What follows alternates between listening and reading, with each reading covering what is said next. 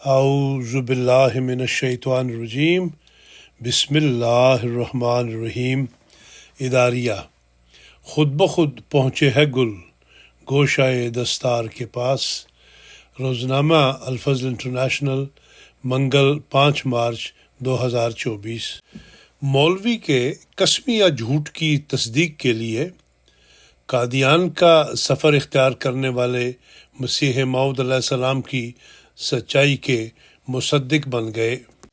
اللہ تعالیٰ کے پیاروں کی مخالفت اگر للہ ہو، یعنی نیک نیتی پر مبنی ہو، اور انسان خدائے ہادی سے سچے دل سے ہدایت کا طلبگار بنے، تو اللہ تبارک و تعالیٰ نیک نیت کو ضائع نہیں کرتا اور کسی نہ کسی طرح اس کی ہدایت کے سامان پیدا فرما دیتا ہے۔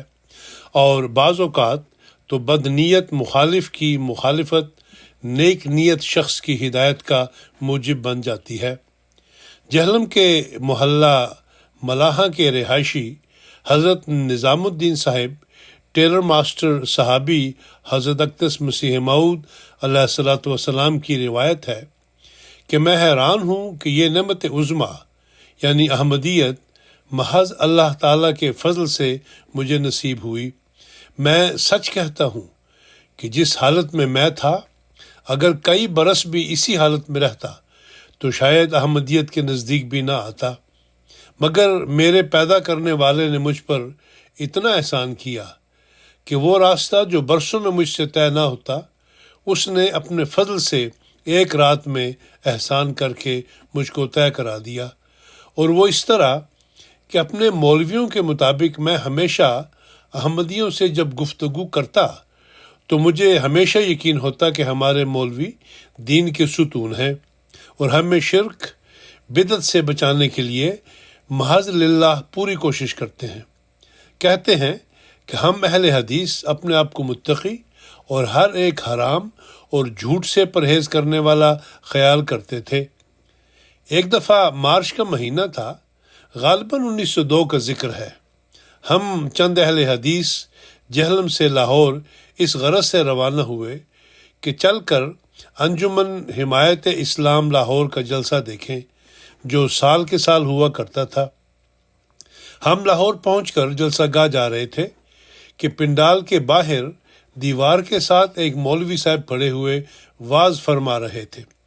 ایک ہاتھ میں قرآن مجید تھا، دوسرے ہاتھ سے چھوٹے چھوٹے اشتہارات بانٹ رہے تھے اور منہ سے یہ کہتے جاتے تھے کہ مرزا نعوذ باللہ کوڑی ہو گیا ہے، اس لیے کہ نبیوں کی حتیٰ کرتا تھا اور خود کو عیسیٰ کہتا تھا، اور ساتھ ہی خدا تعالیٰ کی قسم اٹھا کر یہی الفاظ مذکورہ بالا دہراتا جاتا تھا۔ ہم سن کر حیران ہو گئے اور اپنے دل میں کبھی وہم بھی نہ گزرا تھا کہ کوئی شخص اس قدر بھی جرأت کر سکتا ہے کہ اللہ تعالیٰ کی قسم کھا کر جھوٹ بولتا ہے اور قرآن مجید اٹھا کر جھوٹ بولتا ہے۔ ہم 3 آدمی تھے، میں نے اس سے اشتہار لے لیا اور ہم سب اسے پڑھنے لگے۔ اس پر بھی یہی مضمون تھا کہ نعوذ باللہ مرزا کوڑی ہو گیا ہے، نبیوں کی حد تک عزت کرتا تھا، وغیرہ وغیرہ۔ میں نے اپنے ساتھیوں کو کہا کہ چلو قادیان چلیں اور مرزا صاحب کا حال اپنی آنکھوں سے دیکھ کر اپنے شہر کے مرزائیوں کو کہیں گے جو ہر روز ہمارے ساتھ گفتگو کرتے رہتے ہیں۔ ہمارا بیان تو چشم دید ہوگا، ہم ان کو یعنی احمدیوں کو خوب جھوٹا کریں گے۔ پہلے تو انہوں نے انکار کیا، مگر میرے اصرار پر تیار ہو گئے۔ ہم تینوں لاہور سے سوار ہو کر بٹالہ اترے، بٹالہ سے 1 روپیہ میں یکا لیا اور شام اور عصر کے درمیان قادیان مہمان خانے میں پہنچ گئے۔ شام کا وقت تھا، یعنی مغرب کی نماز کا وقت قریب ہی تھا۔ میں نے کسی سے پوچھا کہ مرزا صاحب جہاں نماز پڑھتے ہیں وہ جگہ ہم کو بتاؤ کہ ہم ان کے پاس کھڑے ہو کر ان کو دیکھنا چاہتے ہیں۔ ایک شخص، شاید وہی تھا جس سے ہم نے پوچھا تھا، میرے ساتھ ہو لیا اور وہ جگہ بتائی جہاں حضور کھڑے ہو کر نماز ادا کیا کرتے تھے۔ چونکہ وقت قریب ہی تھا، میں وہیں بیٹھ گیا جہاں حضور نے میرے ساتھ داہنے ہاتھ آ کر کھڑا ہونا تھا۔ باقی دونوں دوست میرے داہنے ہاتھ کی طرف بیٹھ گئے۔ یہ مسجد حضور کے گھر کے ساتھ ہی تھی، جس کو اب مسجد مبارک کہتے ہیں۔ یہ اس وقت اتنی چھوٹی تھی کہ بمشکل اس میں 6 یا 7 صفیں لمبائی میں کھڑی ہو سکتی ہوں گی، اور ایک صف میں قریباً 6 آدمیوں سے زیادہ نہیں کھڑے ہو سکتے ہوں گے۔ چند منٹ کے بعد مغرب کی اذان ہوئی تو شاید 2-3 منٹ کے بعد حضرت اقدس تشریف لے آئے۔ ہمارے قریب ہی دروازہ تھا، اس میں سے حضور نکل کر میرے ساتھ کھڑے ہو گئے۔ جناب مولوی عبد الکریم صاحب مرحوم آگے کھڑے ہو گئے۔ مؤذن نے تکبیر شروع کر دی۔ تکبیر کے ختم ہونے تک میں نے حضور کے پاؤں سے لے کر سر تک سب اعضاء کو دیکھا، حتیٰ کہ سر مبارک کے بالوں اور ریش مبارک کے بالوں پر بھی جب میری نگاہ پڑی تو میرے دل کی کیفیت اور ہو گئی۔ میں نے دل میں کہا کہ الہی، اس شکل اور صورت کا انسان میں نے آج تک کبھی نہیں دیکھا۔ بال کیا تھے، جیسے سونے کی تاریں تھیں، اور آنکھیں خوابیدہ، گویا ایک مکمل حیا کا نمونہ پیش کر رہی تھیں۔ ہاتھ اور پیروں کی خوبصورتی دل کو اپنی طرف کھینچ رہی تھی۔ اسی عالم میں محو تھا کہ الہی، یہ وہی انسان ہے کہ جس کو ہمارے مولوی جھوٹا اور نبیوں کی حتیٰ کرنے والا بتاتے ہیں۔ میں اسی خیال میں غرق تھا کہ امام نے اللہ اکبر کہا اور نماز شروع ہو گئی۔ گو میں نماز میں تھا، مگر جب تک سلام پھیرا میں اس حیرانی میں رہا کہ الہی، وہ ہمارا مولوی جس کی داڑھی بڑی ہوئی اور شرعی طور پر لبیں تراشی ہوئیں، قرآن مجید کو ہاتھ میں لیے ہوئے قسمیں کھا رہا ہے، اور سخت توہین آمیز الفاظ میں حضور کا نام لے لے کر کہہ رہا ہے کہ مرزا نعوذ باللہ کوڑی ہو گیا۔ اسی خیال نے میرے دل پر شبہ اور شکوک کا دریا پیدا کر دیا۔ کبھی تو دل کہتا کہ قرآن اٹھا کر اور خدا کی قسم کھا کر بیان کرنے والا کبھی جھوٹا ہو سکتا ہے؟ شاید یہ شخص جو نماز میں کھڑا کیا ہے مرزا نہ ہو، کوئی اور ہو۔ نئے آدمیوں کو دھوکہ دینے کے لیے ایسا کیا جاتا ہے، اور پھر حضور کی صاف اور سادہ نورانی شکل سامنے آتی تو دل کہتا کہ کہیں وہ قسم اٹھانے والا دشمنی کی وجہ سے جھوٹ نہ بول رہا ہو کہ لوگ سن کر قادیان کی طرف نہ جائیں۔ خیر، نماز ہو گئی، حضور شاہ نشین پر بیٹھ گئے۔ اول تو آواز دی کہ مفتی صاحب ہیں تو آگے آ جائیں۔ جب مفتی صاحب آ گئے تو پھر حضور نے فرمایا کہ مولوی صاحب کہاں ہیں؟ میں نے دیکھا کہ مولوی صاحب حضرت خلیفۃ المسیح الاول نور الدین صاحب سب سے آخری صف میں سے اٹھ کر تشریف لائے۔ حضور نے باتیں شروع کر دیں جو تعاون کے بارے میں تھی۔ فرمایا، ہم نے پہلے ہی لوگوں کو بتا دیا تھا کہ ہم نے فرشتوں کو پنجاب میں سیاہ رنگ کے پودے لگاتے دیکھا، اور پوچھا کہ یہ کیا ہے؟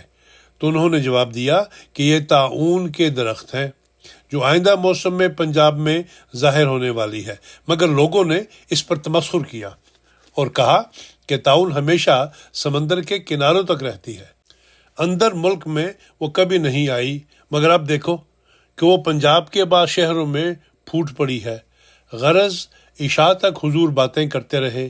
عشاء کی نماز ادا کرنے کے بعد حضور اندر تشریف لے گئے، ہم بھی آ کر سو رہے۔ آپس میں باتیں کرتے رہے کہ یہ کیا بھید ہے۔ ہمارا مولوی قرآن اٹھا کر اور خدا کی قسمیں کھا کر کہتا تھا، اور یہاں معاملہ برعکس نکلا۔ خیر، صبح ہم لوگ اٹھے اور ارادہ یہ ہوا کہ مولوی نور الدین صاحب سچ بولیں گے، ان سے دریافت کرتے ہیں کہ یہی مرزا صاحب ہیں یا کوئی اور۔ جب ان کے مطب میں گئے تو ایک مولوی صاحب نے خلیفہ اول کے سامنے اعتراض پیش کیا کہ مولوی صاحب، پہلے جتنے نبی ولی گزرے ہیں وہ تو کئی فاقوں کے بعد بالکل سادہ غذا کھاتے تھے، اور مرزا صاحب سنا ہے کہ پلاؤ اور زردہ بھی کھاتے ہیں۔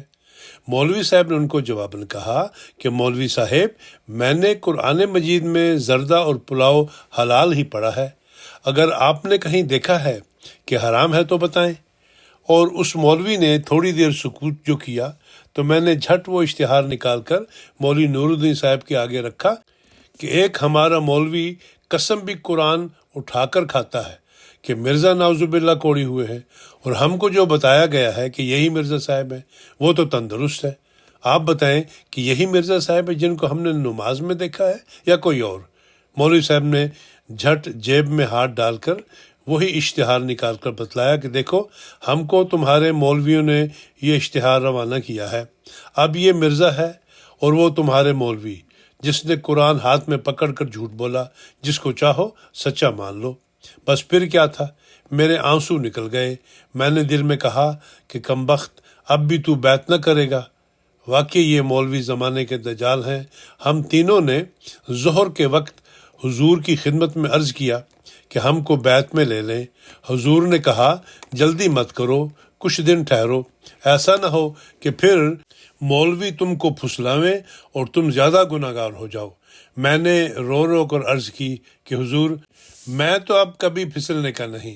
خیر دوسرے روز ہم تینوں نے بیعت کر لی اور گھر واپس آ گئے۔ ماخوذ از خطبہ جمعہ 16 جولائی 2010، مطبوع الفضل انٹرنیشنل، مورخہ 30 جولائی تا 12 اگست 2010۔ آج بھی جماعت احمدیہ کی مخالفت میں بے دریغ جھوٹ بولنا کار خیر سمجھا جاتا ہے، اور آج بھی نیک نیتی کے ساتھ جماعت احمدیہ کے اوپر لگائے جانے والے خود تراشیدہ الزامات کی تحقیق کرنے والے افراد احمدیت کی سچائی کے مصدق بن جاتے ہیں۔